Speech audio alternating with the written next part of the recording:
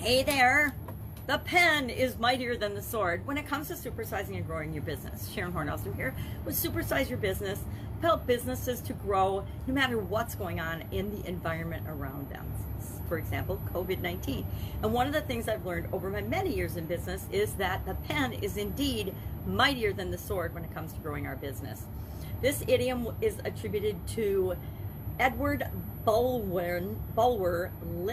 I think I've got his name right, not sure exactly, but Edward Lytton, L-Y-T-T-O-N. In 1839, he wrote a play about the Cardinal Richelieu.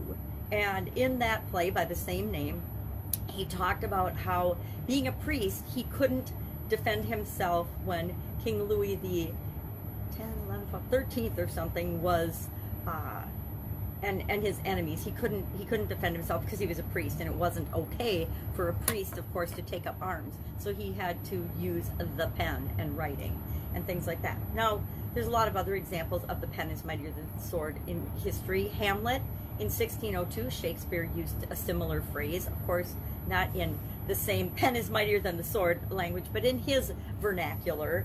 Richard Nixon experienced the pen being mightier than the sword during Watergate, when the reporters were the ones that actually broke the story of Watergate.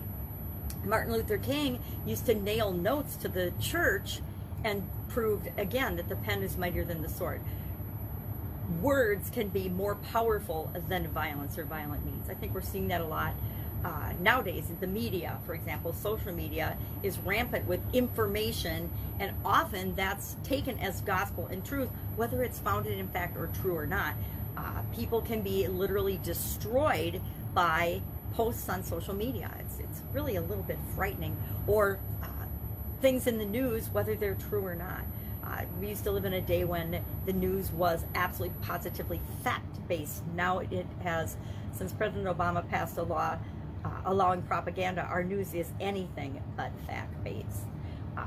The Constitution, there's so many documents that are so powerful. The U.S. Constitution, the Declaration of Independence, the Bill of Rights. There's great movies, there's great books, there's great documentaries, there's great stories that we tell all the time in our businesses. And those stories are mightier than if we were to compete with other people in ways that are negative. If we would do things that are unethical or immoral or wrong, sometimes illegal, that would be a lot less effective than using our ability to communicate with people, our ability to share our message, our unique and special message that we have with the world, the way we solve problems, the problems that we can solve for people, how we can help and add value to their lives. Communicating that in ways, usually the written word, through our websites, through newspapers, through advertisement, through sharing stories and testimonials, through videos, we can communicate much better and much more effectively and attract the people that we want to do business with and repel the people that we don't want to do business with. I have found that one of the most important ways that the pen is mightier than the sword that we often forget, and I learned this lesson the hard way, is in contracts, having contracts and things written down. Having our goals, our vision, our mission, our principles, our purpose written down so that everyone can see it and understand it and buy into it is much more powerful than not having those things written down. If you don't know the power of writing down your goals, I dare you to just try it one time and see how much faster and easier you achieve the thing that you want to achieve, simply because you've actually written it down, put it on paper. But contracts are one of the most important ways to remember that the pen is mightier than the sword. If it's written down and documented, then it is legally believed to have happened or be valid.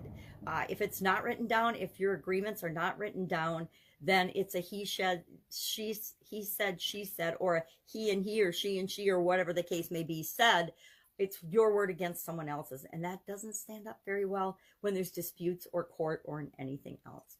So, love to know your experience with this idiom, this expression, the pen is mightier than the sword. Have you ever said it?